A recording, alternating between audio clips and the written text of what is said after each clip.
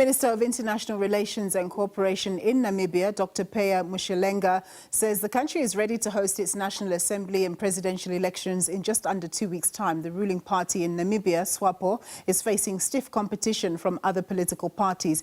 It's been in power since the country gained independence in 1990. The party has elected a female candidate who is also the vice president of the country as its presidential candidate. Speaking to SABC News International Editor Sophie Mokoena, Mushelenga also said he would attend the SADC Troika extraordinary meeting in Harare, Zimbabwe, to discuss the volatile situation in Mozambique. Namibia is ready for elections.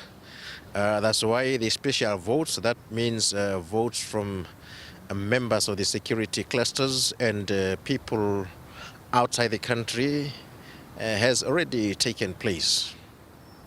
We looked at Namibia, yes, voting, the early votes. We even saw Namibians in the diaspora participating. Yes, that is in accordance with our laws. The law provides for people outside the country and for sea-going personnel as well as members of the security clusters to exercise their democratic rights prior to the election date, where the rest of the population would cast their votes.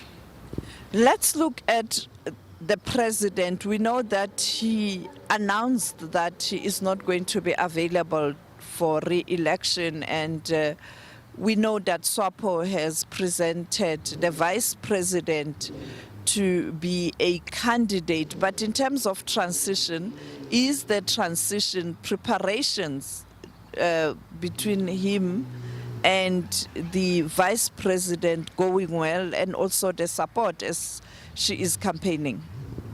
Well, you should know that he is the one who appointed the current vice president as vice president of the Republic of Namibia.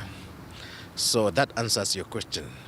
If he is the one that appointed her, it means there's a very good working relationship. And he has been campaigning for the party and for the vice president. He has been addressing rallies in the country.